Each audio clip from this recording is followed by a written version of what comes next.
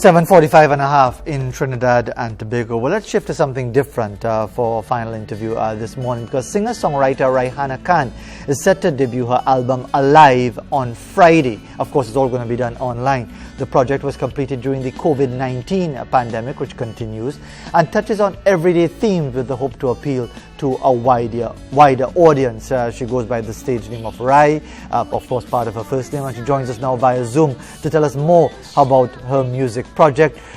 She has Trini roots from Tunapuna, born in the United States, but she actually stuck here in Trinidad right now because of the situation, although you never know with what is going on there in the USA right now, with city after city, with protests and tear gas and so on. That might be another album, Ms. Khan, but good morning to you. Thanks very much for joining us. Good morning, Fazeer, and good morning, Trinidad and Tobago. Thank you so much for having me. And everything you just said is so true. It's like watching a protest movie or a revolutionary movie happening in the States right now. So I think TNT is a pretty sweet place to be at the moment. And before we expand our discussion, maybe even touching on that a little bit, tell us about the launch of the album that's going to be happening on Friday. Where do people have to go to experience it?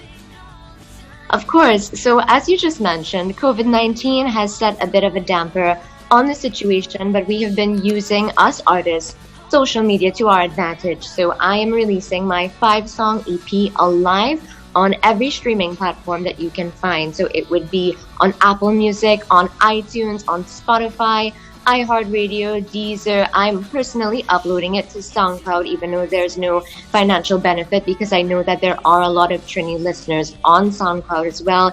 And of course, it will be on YouTube, and it will be found on my Facebook page, Rayhana Khan, as well. You describe yourself as an alternative rock singer, songwriter, guitarist, recording artist. Tell us about that journey into becoming that type of performer. I think it started with having very angsty, young teenage roots. So going through emotions as a young person, you tend to look for something that you can relate to. And I did that with a lot of punk rock artists like Green Day and Fall Out Boy and everything that was going on in that alternative genre at the time. And it helped make me a stronger person. It helped make me voice my opinions a lot better and made it possible to write music about my feelings with a lot of honesty, because that's what a lot of these artists have done. So I've followed in their footsteps in a way, keeping in with that self-authenticity, and I'm so glad that I chose this genre.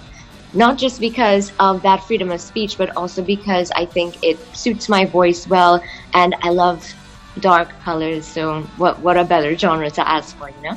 So is your would you describe your music as melancholy, kind of depressing kind of thing, or is it inspiring and upbeat and so on? How would you describe it? I think it really depends on the song, because I have some songs that I would probably cry about if I catch myself in a certain emotion while singing it. But most of it is pretty upbeat, even if I'm singing about something that tugs at me emotionally. I think because I like punk rock and that sort of rock, it tends to keep more of a melodious rather than melancholy tone, more upbeat, more something you can dance to in a rock sort of way. Has there been any Trini influence to your music, as far as the Trini roots element of it, whether or not that has influenced you in any way? Of course, how could you live in a country that is so rich in music and not be influenced? And I am no huge expert on soca or chutney music, but the energy with which Masha Montano presents himself with, and I love local bands like Skidna Valley. That band has, no matter how much it has changed through the years, always shows a lot of talent. And Liam, the lead singer of 5 Miles to Midnight, has that energy as well. And I tend to look at those energetic performers that tend to captivate you, and I always love that. Obviously, this is a very competitive space. Social media, the internet has made it more accessible for hundreds of thousands, maybe millions of aspiring entertainers around the world to get a platform. Where are you at in your career in that regard? I think I'm very, very early in it. I would not settle for just having a couple thousand views. I think there's so much more out there. There's so much reach that can happen. So if I can have an international scope, I think that's when I'd feel like I climbed that ladder. But fame for me is not fame and it's not popularity. It's about having a platform where I reach enough people that I can inspire adequately. And before we chat for a few more seconds, I just wanted you to remind everybody once again that the album, it's called Alive. It has 5 songs on it, and again, it's going to be launched on Friday. Is there a particular time when it's going to be launched? 12 a.m. Friday morning, and so you could set your timers. It's going to premiere on YouTube at that time. As for the other streaming platforms, maybe throughout the day, I can't specifically say what time, but YouTube for sure. And if and when things do settle down, and indeed you talk about what is happening in your home base of the United States in Florida, to be more specific, are you the type of artist who your music and your songs reflect the times as to what is happening and what could be happening still in the United States by the time you get back up there? Well, it depends on who's president at the time. But I do believe that I have the power to write something political, and I definitely have the bravery to do it.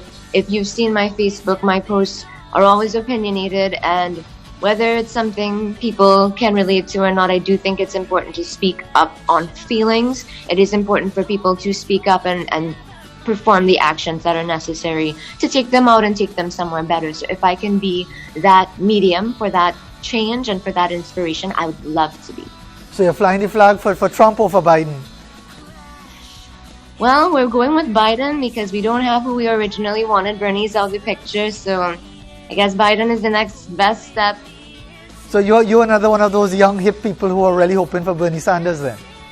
I was really hoping for it. My inner hippie had its flag raising high, and it's unfortunate, but I do think, with considering his age and everything too, I do think that maybe it's best that he takes the time off, because you don't know what the next 5 years can bring. And I do think that running America right now could really raise a vein on the forehead. So he deserves better than that. All right, well, Ms. Khan, thanks very much for taking the time to be with us this morning. Indeed, talking a bit of politics as well, which you can't leave out of the entertainment business these days. 7:52, approaching 7:53 in Trinidad and Tobago. As we go to the break, let's give you a sunrise now. This one is down the islands and the Northwest Peninsula in the area of Shakashakari, a sunrise over the island of Shakashakari. Well done. Thanks very much for that as well as we go to the break.